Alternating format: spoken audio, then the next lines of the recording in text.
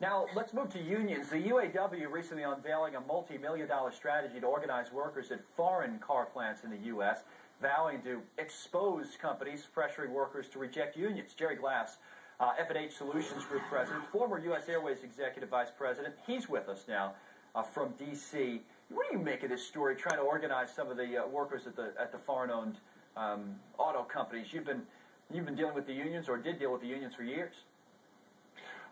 It's nothing new in terms of the UAW trying to organize these particular plants. What's new is the strategy that they're using, trying to label these companies as human rights violators if they don't allow the UAW to organize. And truthfully, it's kind of an insult in that there's no human rights violations, and if you think that human rights violations and you think about what those are, there's nothing to compare.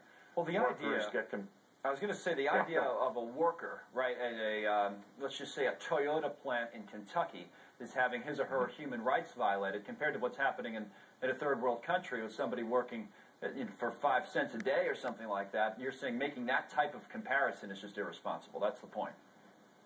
It's irresponsible, it's offensive, and it degrades the hard work that people are doing to get true human rights issues resolved. There's nothing like it at all. I would also wonder, why would that worker we mentioned, say, again, this worker at a plant in Kentucky or another southern state that has some of the other auto companies working there from overseas, what would their incentive be to unionize, do you think, in this day and age? I could see what it would have been years ago, maybe when the unions were more powerful, but it seems like the tide is turning a little bit, and you're dealing with unions that kick themselves in the foot many times over the years, kind of hurt their own cause, leading, in part at least, to the collapse of GM and Chrysler and everything else. What would the incentive to be to unionize if you're one of those people? Well, the union would tell you that the incentive is you're going to have better pay and working conditions, but the reality is that they already have competitive wages and working conditions, and the UAW has tried to organize a number of these plants, and they have not been successful in doing it. And workers understand the new economy and that they have to be competitive and work with the employer, not against the employer. Jerry Glass, thank you very much for joining us from D.C. We appreciate it, talking about unions. Much more